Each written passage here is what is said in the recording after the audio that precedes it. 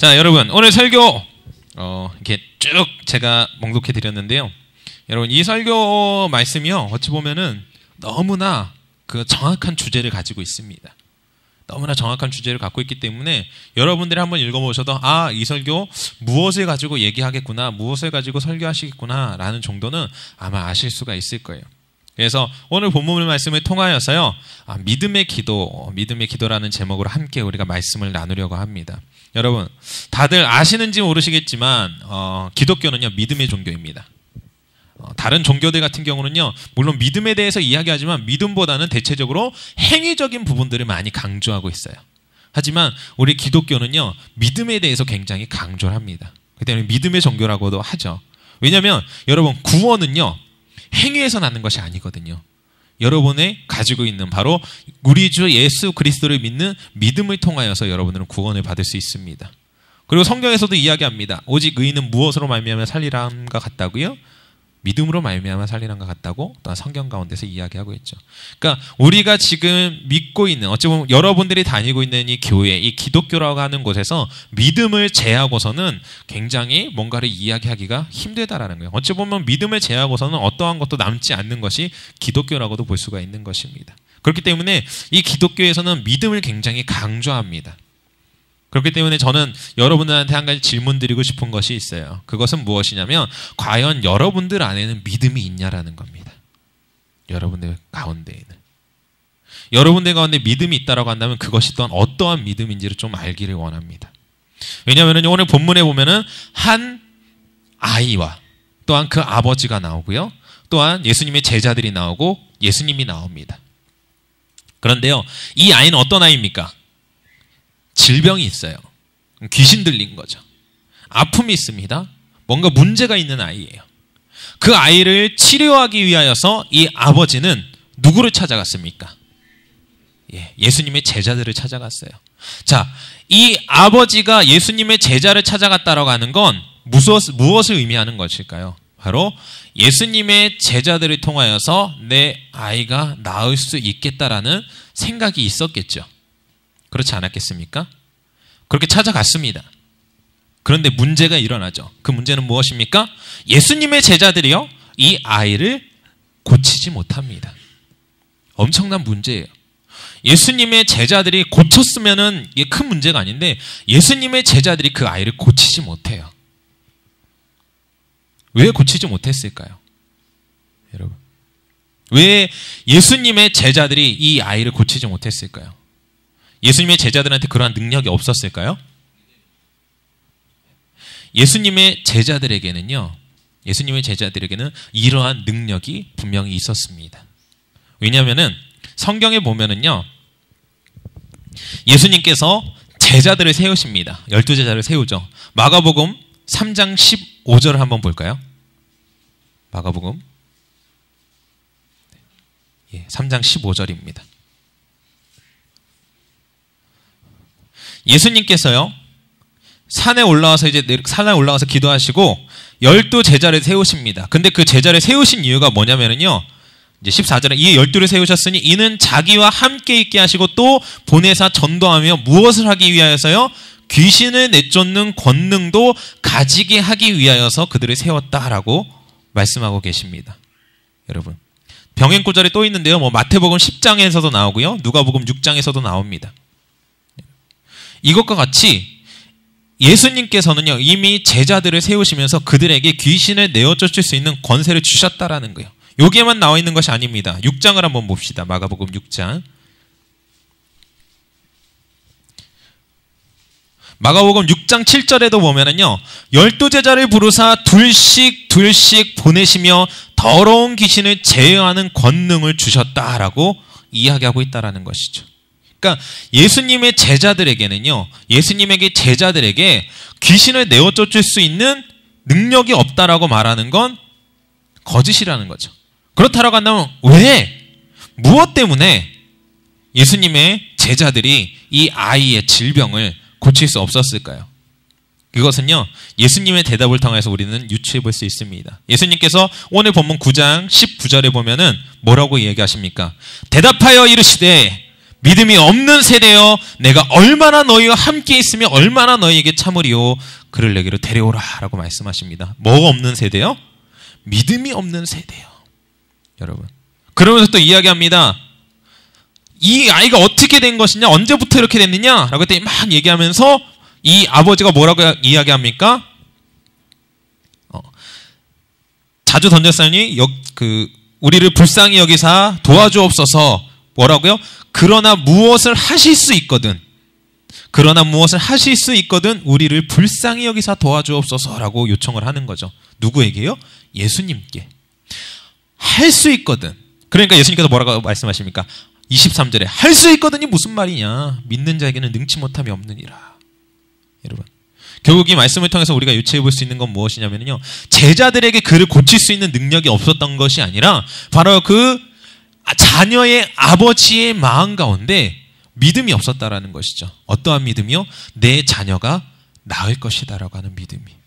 물론 믿음이 완전히 없었던 것은 아닙니다. 어떠한 믿음이 있었던 거예요?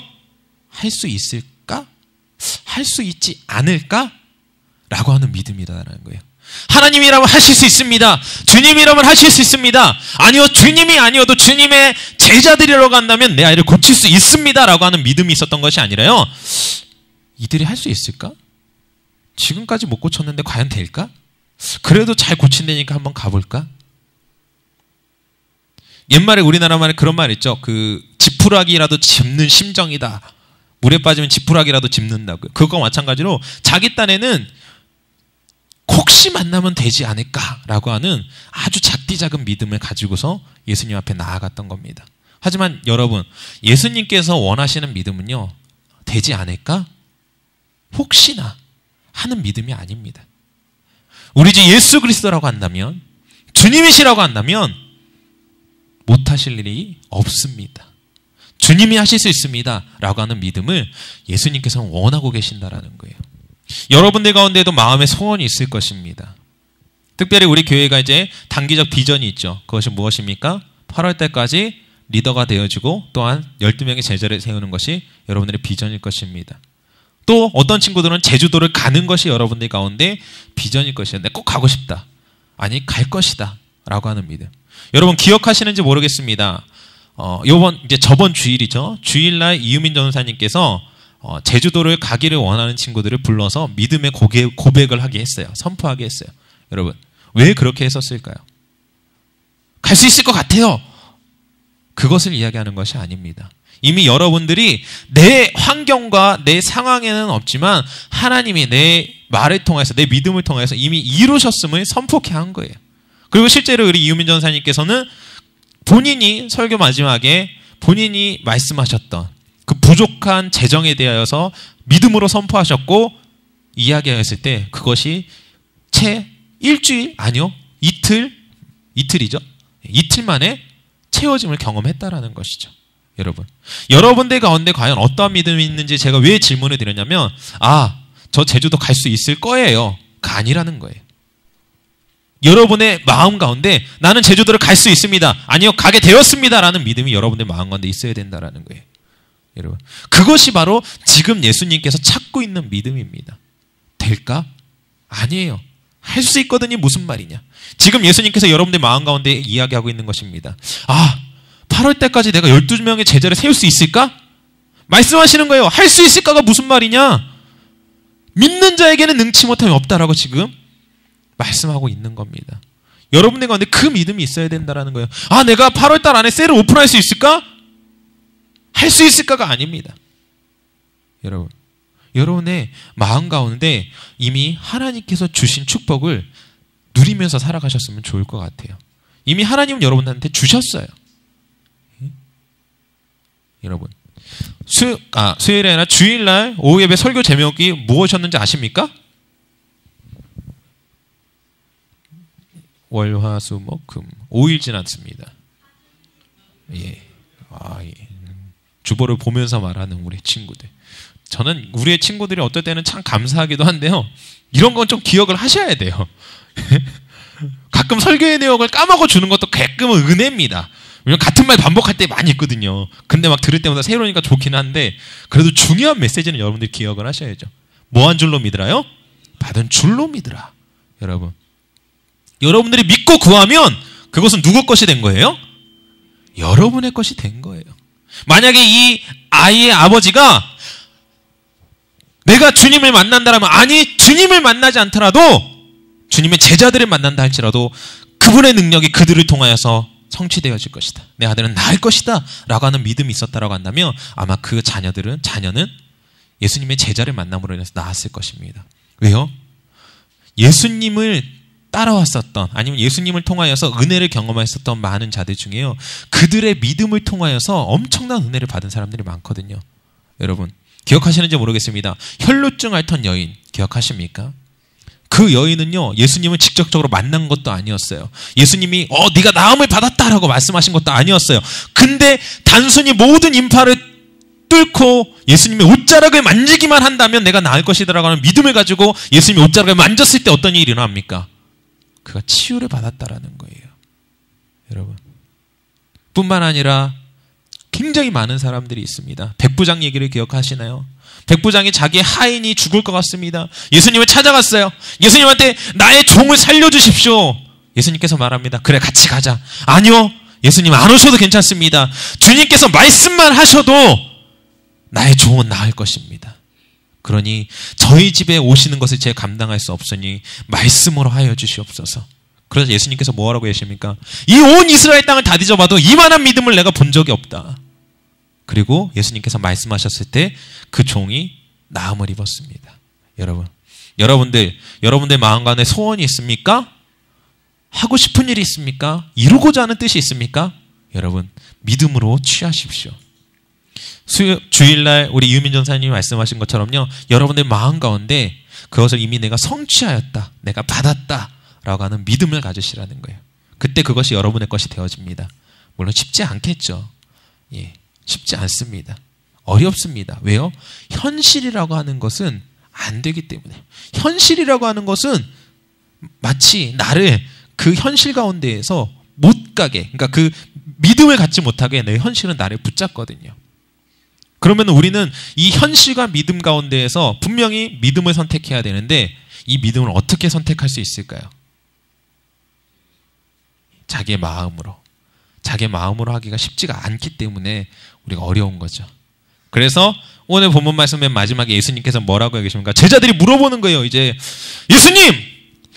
예수님께서는 어찌하여 그 아이를 고치셨는데 우리는 그 아이를 고칠 수 없었습니까? 라고 이야기할 때 예수님께서 얘기합니다. 기도 외에 다른 것으로는 이런 종류가 나아갈 수 없느니라. 여러분들의 마음이 흔들릴 수 있어요. 여러분들 마음 가운데 믿음이 안 들어올 수 있습니다. 믿음이 잘 안 생길 수 있어요. 그럴 때 여러분들이 붙잡으셔야 되는 것은 무엇이냐? 바로 하나님을 의지하는 마음 가지고 주님 앞에 기도하는 것입니다. 그렇다면요, 주님께서 여러분들의 믿음을 키워주신다라는 거예요. 여러분들이 기도할 때, 물론 기도도 믿음을 가지고 해야 되는 것이 사실입니다. 하지만요, 여러분들이 의도적으로 하나님 앞에 나아가 외치고 믿음이 생기지 않는 것, 나에게 큰 믿음을 달라고, 나에게 믿음을 달라고 하나님 앞에 기도할 때, 또 하나님께서 그 기도를 통하여서 여러분들 마음 가운데 믿음을 심어 주신다라는 거예요. 여러분, 그렇기 때문에 여러분들 이 금요일 심야 예배 가운데 기도하는 시간을 소중하게 여기십시오. 뿐만 아니라 아마 지금 각자 그 단기적 목표를 향하여 달려나가면서 아마 셀별로 말씀을 나누기도 하고요, 기도하시기도 하고 할 겁니다. 여러분, 그 기도를 할 때에요, 어찌 보면은 막연하게 느껴질 수 있어요. 내가 기도하는 것이 과연 응답되어질까?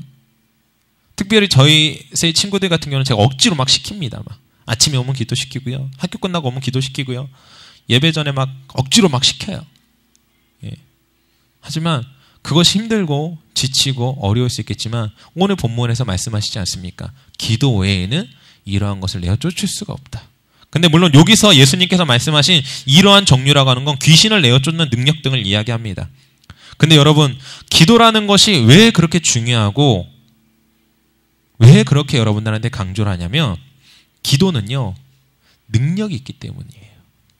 기도는 바로 하나님의 능력입니다. 내가 기도한다고 해서 나에게 능력이 주어지는 것이 아니라요. 내가 기도함으로써 어떤 일이 일어나느냐? 하늘에 계신 하나님의 능력을 이 땅 가운데에서 발휘할 수 있도록 이 땅 가운데 내려서 활용할 수 있는 힘이 있다라는 거예요. 그러니까 여러분들이 기도할 때 누가 움직이시는 거예요? 하나님이 움직이신다라는 거죠. 그러니까 여러분들의 기도에는 하나님의 능력이 있는 겁니다. 그렇기 때문에 만약에 여러분 제주도를 위해서 기도하고 계십니까? 여러분 믿음으로 선포하시는 거예요. 하나님께서 일하셨음을 믿음으로 선포하시고 기도하면서 나아가시는 거예요. 뿐만 아니라 내가 셀의 번성을 위하여서 기도하고 계십니까? 그렇다라고 한다면 그 영혼들을 하나님 앞에 올려드리면서 선포하시면서 기도하십시오. 누가 일하시는 거예요? 하나님이 일하시는 거예요. 여러분들이 기도함으로 인하여서 그 기도를 들으신 하나님께서 그 기도를 가지고 일하신다라는 겁니다. 그렇기 때문에 기도가 굉장히 소중한 거예요. 여러분들 가운데 믿음을 가져야 됩니다. 그 믿음으로써 나아가야만 합니다.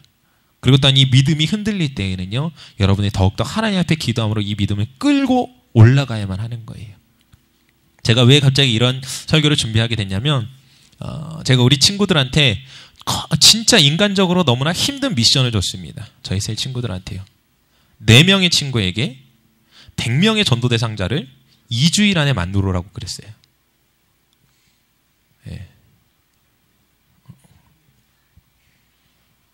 왜요? 참 좋은 셀에 있죠? 좋은 리더를 만난 겁니다. 저희들 말고요.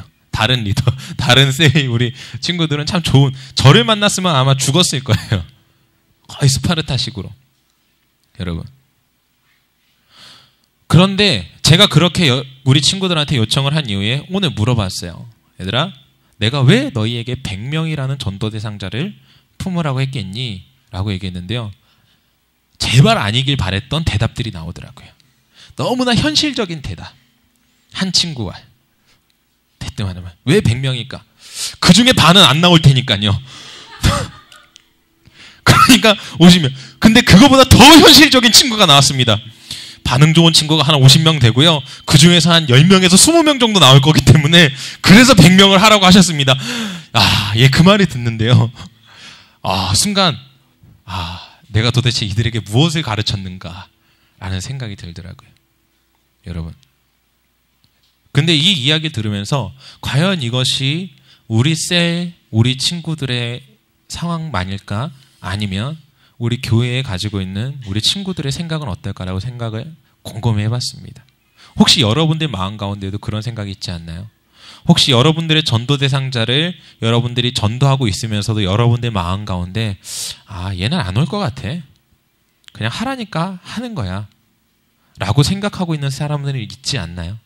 아니면 제주도를 위해서 우리 기도하자. 넌 갈 수 있다라고 얘기하지만 혹시 기도하면서 안 될 것 같은데 그냥 안 될 것 같은데 하라고 하니까 잘하면 되면 좋은 거고 안 되면 많은 거고 하는 식으로 혹시 기도하고 있지는 않습니까? 여러분, 그것이 아니에요.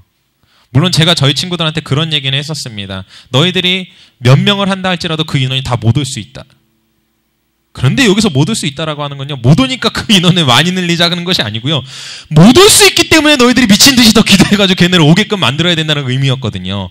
근데 우리의 친구들은요, 너무나 고지고대로 듣고 전도사님께서 못 올 수 있다고 그랬으니까 걔네 못 오니까 걔네 빼야 되는 인원이야 생각을 하고 있더라고요. 그것이 아닙니다. 여러분들이 제주도를 위하여 기도하고 있어요. 못 갈 수도 있습니다. 그렇기 때문에 더 기도하라는 거예요. 더 믿음 가지고 선포하라는 거예요. 여러분들이 전도하는 친구들이 있습니다. 그 친구들이 안 나올 수 있어요. 그렇기 때문에 그 친구들이 나올 수 있도록 여러분들이 대신하여 믿음 가지고 기도하라는 겁니다. 여러분, 그것을 위해서 믿고 그것을 위해서 기도하라는 거예요. 여러분, 여러분들 스스로의 믿음에 내가 가지고 있는 믿음이 어떠한 믿음인지, 할 수 있거든의 믿음인지 아니면 하실 수 있습니다, 하셨습니다의 믿음인지를 스스로 점검해 보셨으면 좋겠습니다. 혹시나 여러분들 마음 가운데에도 하실 수 있다라고 한다면, 만약에 라고 하는 믿음을 가지고 있다라고 한다면 우리 시간 조금 이따 기도할 텐데요, 그때 철저하게 하나님 앞에 회개하셨으면 좋을 것 같아요. 왜요? 여러분들이 할 수 있다면, 아니면 여러분들 마음 가운데 만약에라는 믿음을 가지고 있다라는 건 무엇을 의미하는 것인지 아십니까? 그것은요, 우리 예수 그리스도, 우리의 하나님, 우리의 조물주이시고 우리를 창조하시고 우리를 인도하신 그 하나님의 능력을 여러분들은 한도 끝도 없이 깎아놓은 거예요. 무슨 말씀인지 이해가 가십니까? 마치 하나님은 이거를 못하실 수도 있겠는 존재로. 하나님 못하심이 없어요. 능치 못하심이 없는 분이십니다. 여러분들이 믿기만 한다면 그것들이 여러분의 것이 되어지는 거예요. 여러분, 제가 우리 친구들한테 가끔 우스갯소리로 얘기합니다. 야, 하나님께서 원하시면 내일 아침에라도 10,000명의 성도를 한미림 교회 가운데 보내주실 수 있다. 불가능할까요? 가능합니다. 하나님의 원하시기만 한다면 하실 수 있어요. 하나님에게 그런 능력이 있어요. 여러분 재정을 원하십니까? 하나님이 원하시면은요, 우리 한미림 교회에 있는 모든 성도들 돈 10원 한 장 안 드리고요, 제주도 풀코스로 보내주실 수 있어요. 그런 하나님이십니다. 아닐까요? 대답이 없네요. 아니라고 생각하십니까? 하나님은 가능하신 분이에요. 그렇기 때문에 여러분, 우리의 하나님의 능력을 깎아내리지 마십시오. 여러분의 믿음이 부족함으로 인하여서 하나님의 능력을 깎아내리지 마세요. 하나님은 여러분을 통하여 놀라운 일을 하기 원하십니다. 여러분들을 통하여서요, 큰 변화를 불러일으키기를 원하세요. 그것을 위해서 하나님은 무엇을 바라보시느냐? 여러분 내면 가운데 있는 믿음을 바라보시고 있다라는 겁니다. 우리 이 시간 같이 함께 기도하길 원합니다.